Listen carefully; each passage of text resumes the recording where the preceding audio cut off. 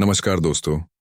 हम लोग नहीं चाहते कि हमारे मन में गंदे विचार आएं, लेकिन वासना के विचार हमेशा हम लोग के मन में चलते रहते हैं और हम लोग उनके बारे में सोच सोच कर बहुत परेशान रहते हैं।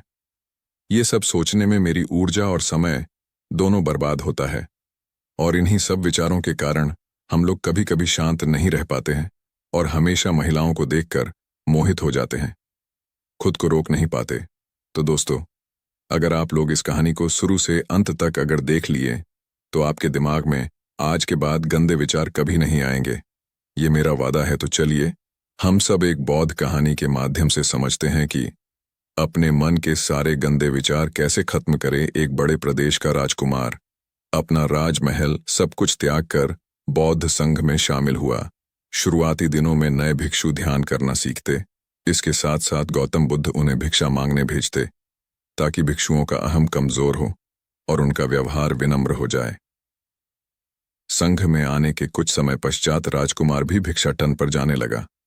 शुरू शुरू में सब ठीक था, लेकिन कुछ ही दिनों में घटना घटी जिस कारण राजकुमार विचलित हो गया और उसने भिक्षाटन पर जाने से मना कर दिया। भिक्षाटन का नियम था कि भिक्षु केवल 2 घरों में भिक्षा मांगते और नहीं मिलती तो आश्रम वापस आकर जल ग्रहण करते।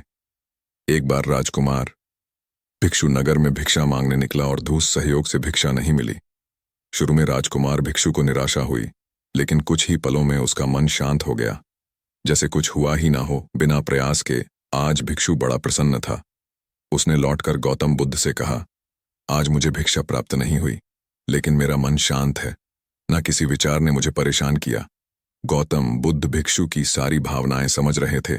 तथागत ने कहा, अच्छी बात है, अब तुम कल महल की तरफ भिक्षा मांगने जाना। भिक्षु ने आज्ञा का पालन किया और अगले दिन भिक्षा मांगने निकल गया। कुछ देर बाद जब भिक्षु महल के आगे से गुजरा तो उसे अपना महल याद आ गया कि कैसे वह ऐशो आराम का जीवन जीता था। भिक्षु ने सोचा, महल में खाने को स्वादिष्ट पकवान मिलते और सेवा करने को कई नौकर होते और सभी प्रकार के सुख मिलते। ऐसा सोचते सोचते भिक्षु के मन में इच्छा हुई कि आज बढ़िया भोजन मिल जाए। तभी भिक्षु सचेत हो गया कि यह सब अतीत की स्मृतियां हैं और मैं केवल इन्हें देख रहा हूं। पुरानी यादों के ताजा होने से मन में कुछ इच्छाएं प्रकट हो रही हैं, यह भी मैं केवल देख रहा हूं। अगर मैं इन शारीरिक इच्छाओं को पूरी करने की लालसा रखूं तो मैं मन की शांत और यह जागृत अवस्था खो दूंगा। भिक्षु ने महसूस किया कि जब जब हम स्वयं को 2 कदम आगे ले जाते हैं, चेतना का स्तर ऊपर उठाते हैं, तब तब मन इस प्रकार के खेल खेलता है। जब हम मन को शांत करने लगते हैं तब मन हमें बेचैन करने की पूरी कोशिश करता है। भिक्षु ये सोचकर बहुत खुश हुआ, क्योंकि आज उसने आत्मचिंतन से मन के बारे में गहरी समझ और सूक्ष्म दृष्टि प्राप्त कर ली। भिक्षु ने आश्रम आकर गौतम बुद्ध को सारी बात बताई और कहा, तथागत, आज मुझे आपकी कृपा से सूक्ष्म दृष्टि प्राप्त हुई। मन हमें बार बार इच्छाओं में उलझाना चाहता है। महल को देखकर मुझे भी पुराने सुखों का स्मरण हो आया, लेकिन आज भी विचार मुझे छू नहीं पाए। गौतम बुद्ध ने कहा, अच्छी बात है, कल नगर की दक्षिण दिशा में जाना, वहां एक हवेली है, वहां मन और विचारों पर उपदेश देकर आना। भिक्षु बहुत खुश हुआ। आज वो जल्दी जल्दी चल रहा था क्योंकि वो उपदेश देने जा रहा था। पर दोस्तों, इस बार की यात्रा भिक्षु पर भारी पड़ने वाली थी। कुछ ही देर में भिक्षु हवेली पहुंचा और भिक्षा के लिए आवाज लगाई। आवाज सुनकर एक सुंदर युवती बाहर आई। भिक्षु ने सोचा कि इस युवती की सुंदरता को देखकर मेरे मन में कोई विचार नहीं आना चाहिए, क्योंकि मेरा यहां आने का प्रयोजन तो इसको उपदेश देना है। युवती ने भिक्षु को प्रणाम किया और कहा, आइए, पहले भोजन ग्रहण कीजिए। भिक्षु ने भोजन किया, फिर सोचा कि उपदेश देने से पहले थोड़ा आराम कर लेता तो अच्छा होता। भिक्षु ये सब सोच ही रहा था। इसी बीच युवती ने कहा, श्रीमान, आपने अभी अभी अन्न ग्रहण किया है, अब थोड़ा आराम कर लीजिए, फिर उपदेश शुरू करना। ये सुनते ही भिक्षु सतर्क हो गया। जो योजना वह मन में बना रहा था, ये महिला वह सब बिन बताए करती जा रही थी। भिक्षु ने सोचा, ये सब संयोग है, यहां लोग भोजन के बाद आराम करते होंगे।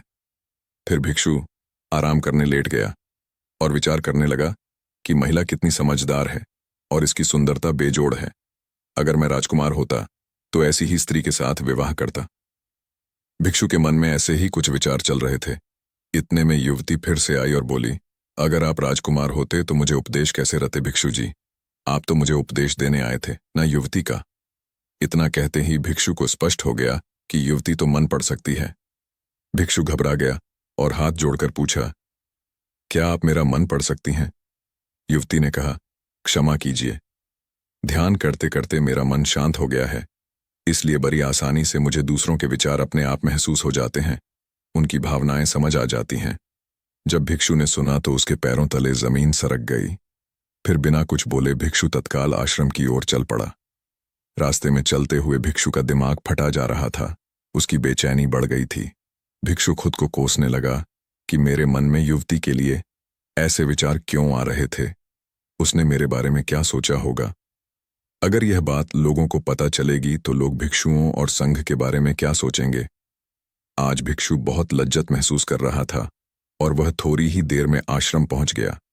जब भिक्षु गौतम बुद्ध के सामने पहुंचा तो तथागत ने देखा कि उसके चेहरे की रौनक जा चुकी है। दोनों कंधे झुके हुए थे। भिक्षु ने बुद्ध से कहा, अब मैं कभी भिक्षा के लिए नहीं जाऊंगा। तथागत ने कहा, पहले आराम से बैठो, फिर मुझे बताओ कि तुम्हारी चाल में इतनी थकान क्यों है? आज तुम्हारे चेहरे पर तेज की जगह ग्लानि की भावना क्यों है? भिक्षु ने सारी बात बताई और कहा, मैं सब कुछ जानते हुए भी महिला की सुंदरता के बारे में और अन्य चीजों के बारे में सोच रहा था। मैं मन से पूरी तरह हार गया। अब मैं कभी उस दिशा में नहीं जा पाऊंगा। मैंने बौद्ध संघ का भारी अपमान किया है। गौतम बुद्ध ने कहा, सबसे पहली बात, परेशानी को बढ़ा चढ़ाकर मत सोचो। अगर कुछ बुरा हो जाए तो एकदम से यह मत सोचो कि सब खत्म हो गया। बिना सोचे निष्कर्ष पर मत जाओ। दूसरी बात, ध्यान दो कि कहीं तुम नकारात्मक विचारों के साथ अतिशयोक्ति करने वाले शब्दों का प्रयोग तो नहीं कर रहे, जैसे मैं हमेशा हारता हूं, जीवन में कुछ नहीं बचा, मैं मन से पूरी तरह हार गया, मेरे साथ कोई नहीं है। क्योंकि ऐसा करने से मन अति भावुक और विचलित हो जाता है और नकारात्मक विचारों के चक्र में फंसा रहता है। तथागत के शब्दों से राजकुमार भिक्षु के मन को सांत्वना मिली। भिक्षु ने पूछा, अगर मैंने अपने मन को जीत लिया था तो फिर मन ने मुझे परेशान क्यों किया? गौतम बुद्ध ने कहा, सबसे पहले यह समझो कि विचार पैदा कैसे होते हैं। पहले बाहर कुछ हुआ, फिर उस घटना के प्रति अंतर्मन ने प्रतिक्रिया की। इस कारण शरीर में भावना या सनसनी पैदा हुई। फिर इस सेंसेशन या फीलिंग के प्रति तुम्हारे सचेत मन ने यानी कॉन्शियस माइंड ने प्रतिक्रिया की। इस आखिरी स्टेप को हम विचार कहते हैं। भिक्षु ने पूछा, हमको परेशान करने की विचारों में इतनी शक्ति आती कहां से है? गौतम बुद्ध कहते हैं कि हम खुद विचारों को यह शक्ति प्रदान करते हैं। जब आप जजमेंट और सही गलत के टैग लगाकर विचारों को देखते हो तो उनके प्रति रिएक्ट करने लगते हो। एक विचार के साथ अन्य विचार भी सोचने लगते हो। जब तक आप खुद को जज करोगे तब तक मन आपको नीचा दिखाकर हावी होता रहेगा। भिक्षु ने पूछा, फिर मन शांत कैसे होगा? गौतम बुद्ध ने कहा, अगर विचार है तो शरीर में भावना भी महसूस हो रही है, क्योंकि हर विचार भावना के साथ प्रकट होता है।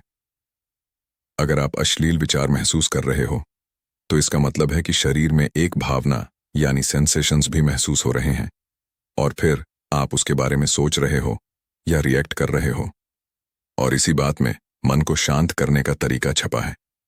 हर विचार को देखना कठिन है क्योंकि विचारों का वेग तेज है, लेकिन शरीर में महसूस हो रही भावना यानी सेंसेशंस को देखना आसान है क्योंकि ये देर तक बनी रहती हैं।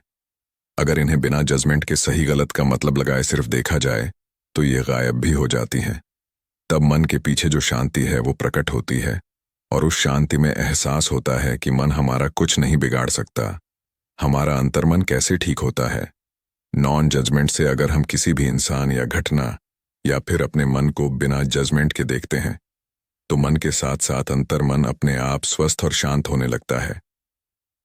अगर तुमने मात्र यह देखा होता कि इस औरत के प्रति विचार केवल मेरे अंतर्मन के रिएक्शन के कारण है और यह मैं केवल देख रहा हूं, मन में बहुत कुछ चल रहा है, लेकिन मैं सांस के प्रति सचेत हूं, मैं शरीर में होने वाली प्रतिक्रिया को देख रहा हूं, तब भी तुम सचेत होकर दृष्टाभाव में लौट आते।